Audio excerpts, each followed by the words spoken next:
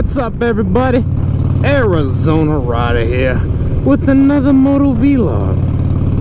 I know I've been cruising around in Phoenix too much lately, guys. I haven't made any vlogs out in the country, or because the city vlogs suck in my opinion. But fuck it, that's what we're making today, another city vlog.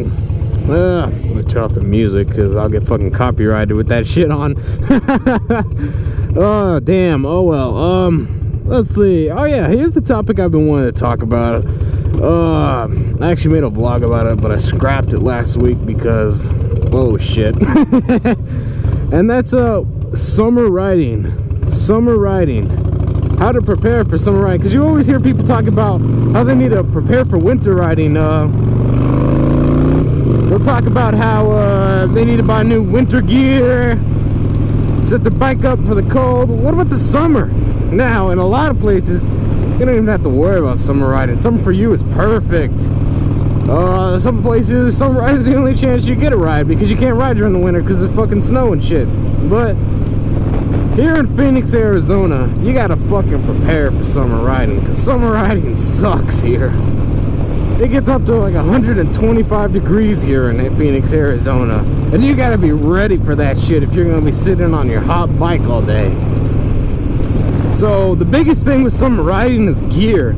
Like, you can't wear all that much gear in the summer here. Every once in a while we have a guy, it's usually an older gentleman, who'll be sitting in his bike, and he'll be sitting in stop and go traffic. He'll have a full, you know, riding pants, big riding jacket, full face helmet and all that shit, which the full face helmet's fine in the summer actually. I don't ever have a problem with that. I'll talk about his helmets and shit later, but you'll see this guy every once in a while. This actually does happen. You'll hear it in the news. He'll be riding his bike, or usually he'll be sitting at a stop sign, and all of a sudden he'll just fall over, and because he'll like pass out from the heat. He'll be wearing a leather jacket in 125 degree heat, sitting on a 240 degree bike right now. Yeah, that shit, it is unsafe to wear that shit down here in the summer. But there are things, a lot of people, they like to wear those back protectors. They're not like vests, they just like strap around your chest and your back, because you can't wear a big ass jacket. Now there are like vented jackets and stuff you can wear, but still, it is hot son of a bitch down here in Phoenix. Personally, I just don't even wear a jacket during the summer, because a jacket is never really gonna save your life, but it is gonna hurt a lot more if you go down. So yeah, I'm gonna risk the pain of hitting the road, and I'm just not gonna wear a jacket during the summer. You guys, well, I mean, you guys never see me wear a jacket. I really only wear a jacket in the rain and shit, honestly. A lot of people think that immediately makes you a squid. I always rock the full face helmet though, baby. Well, as for the summer ride helmets, yeah, a lot of people like to rock the half helmets or cheap bucket helmets or some bullshit that doesn't even protect you. I rock a full face helmet, but I rock a modular helmet, which means that the whole front of the helmet, you'll see a lot of the touring guys wear them, the whole front of the helmet lifts up. Like, watch this.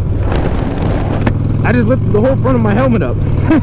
And you can also just lift up the visor, which is usually how I ride around, with the visor open, because this also has like a little like eye screen that comes down that's tinted. So that's usually what I'll rock during the summer. Actually, I rock this shit all year, but that's a nice helmet for the summer. Some modular helmet you can lift up when it gets real hot out. But I mean, boots, even gloves, stuff like that. Gloves actually might be better for the summer, because your hands get all sweaty during the summer in this heat, and you can lose grip on your bike. I haven't had that happen to me, but yeah, I know what it's like to have sweaty hands while you're riding their bike. It sucks dick. But so that's how it goes with gear. You can't wear all the gear in the summer. If you do, you have to substitute it with summer gear. You can't wear full thick ass leather jacket in the summer here, or you'll pass out and you'll be miserable before that happens anyway. But then there's also the topic of how to prepare your bike for the summer. And like I said, most of you don't even have to worry about this. You ride your bike in the summer, it's perfect riding weather. But down here in Phoenix, you got an air-cooled bike like this, it sucks. You can be sitting in traffic someday like right here, and your bike will just, it'll kill over because you overheated it. And there are ways to prevent that. Most of the air-cooled bikes you're gonna see out here on the street are Harley. So I'm mainly talking to Harley guys, but there are air-cooled bikes that are imports. So how to prepare your air-cooled bike. There also things you can do to prepare your liquid-cooled bike for the heat, but I'm talking about air-cooled right now. Air-cooled bikes actually are 40% cooled by the oil, your motor oil. So, of course, this helps tremendously. If you're living down here in Phoenix, Arizona, I'd say this is a must-do for your Harley Davidson or any air-cooled bike. Get a fresh oil change before the summer of synthetic oil, not the regular shit, synthetic. Always better to go with synthetic. Synthetic oil is 30 times better than regular oil. That's a different topic. I could make a whole vlog on why synthetic oil is better. But synthetic oil, that shit will cool your Harley amazingly. Get a fresh change of synthetic oil before the summer. That's what I'm gonna do. It's pretty soon here. So I cannot stress that enough. Get your oil changed, even if you're running anything, especially that oil, because that is gonna, like I say, 40% of your cooling is gonna come from your oil. And the other big thing, I mean, obviously the other 60% comes from the air. It's an air cool. Dumb bitch. Look at her walk across, blocking all these cars. The other 60% is gonna come from your coursed air going through your engine. And the biggest mistake I see there is people who have shit in front of their engine. Like they'll have a sleeping bag or something up there on top of the fender, or some bandana or something hanging there. Keep this right here cleared, because that's the only way your bike gets any cooling. If you have a bandana, a sleeping bag, or whatever shit you like to put in front of your bike, definitely take that shit off. You see those big ass baggers with like 30-inch front, well, they don't go at 30 inches, but they usually have 26 front inch tires. Those bikes are 15-minute bikes sometimes, because the big tire blocks all the air coming into the engine. So you definitely want to keep that clear on your bike. Same goes with well, I'll get into liquid cooled later, but yeah, if you have an air cooled, make sure your engine, nothing's blocking it. You can get nice airflow into your engine. Now the cylinder on a Harley that's gonna overheat the most is the back cylinder, because your back cylinder doesn't get any fucking air, dude. When a fucking on a V10, when a piston seizes, it's always the back one. And there's nothing you really can do about that. There's some fans and bullshit you can buy, but for the most part, yeah, your back cylinder is going to be the hottest. So, like I said, just keep shit out in front of your engine. That makes a dramatic difference if you have like a bandana or something in the front of your bike. And then I guess the other thing for an air-cooled engine is always move forward, because when you're just sitting there at a light, your fucking bike's cooking. It's overheating. So always be moving forward. That's a big thing you need to do. And basically that doesn't mean run red lights. That means go out when there's not a lot of traffic out. If you're sitting and stop and go, you haven't done that oil change, your bike's not going to get any. Dude, this Harley will overheat if you're sitting in a stop and go engine, if you haven't done that oil change and you're not getting any air to cool the engine. So just plan your route. Let you move forward. That's the big thing. And you'll be fine. I mean, these bikes are not terrible for the summer. If you live in 110 degree heat, like here in Phoenix, it will get up to over 120 degrees one day a year here. But your Harley's fine. A lot of people think, oh, you can't even ride your bike. No, you can ride your bike. Like I said, you prepare for the summer, you're good, baby. But of course, the other thing is if you have a liquid cooled bike, it's not as much. I'd say if you have a liquid cooled bike, why is this guy giving me a thumbs up? Fuck you. V-Rod. Yeah, that V-Rod, that's a liquid cooled Harley. But if you have a V-Rod, I guess basically the advice I'd have is make sure your radiator is in good condition. Make sure that shit's not clogged. If you've been putting tap water in your radiator, that shit will clog. You got to get distilled water. A lot of people don't know that. If you put tap water in your liquid cooled bike, that shit will harden up, because it fucks up with the aluminum that your bike is made out of, and it will clog your radiator. So make sure your radiator's not clogged, it's in good working order, and the little vents in your radiator are not like, no rocks have hit them, you haven't pushed them in.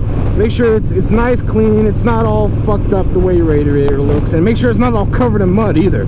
because air still needs to pass through that radiator to cool off the water.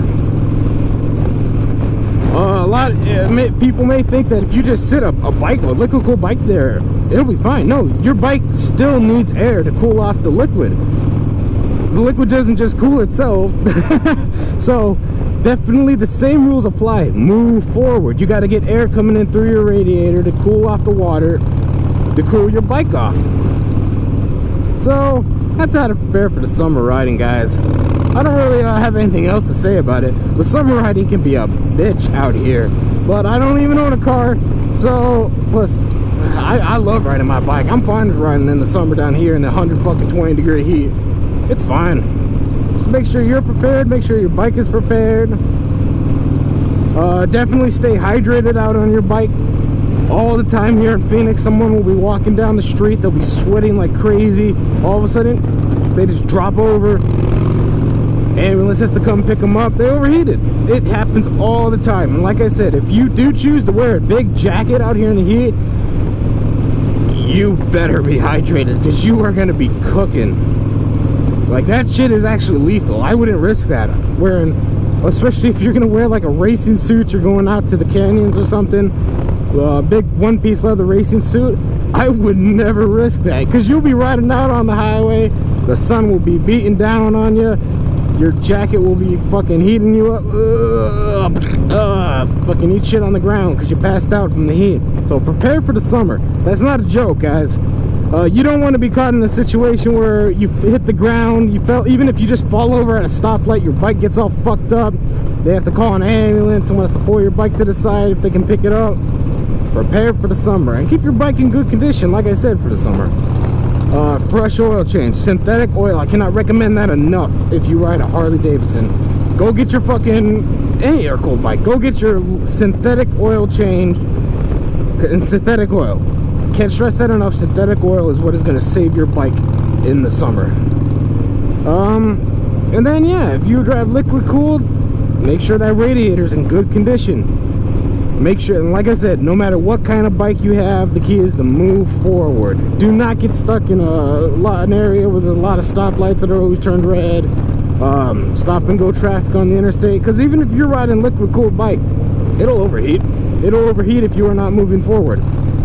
So that's what I got for you guys today. I hope this has been like informative to some of you. Maybe you just moved to Phoenix and you don't really know, or you think that, oh, the summer's here, time to get out the bike. Well, like I said, most areas, it's fine. But if you live down here in the desert, Arizona in particular, you need to keep your shit cool. Anyway, that's what I got for you guys. I'll catch y'all later. This is Arizona Rider signing out. Peace out.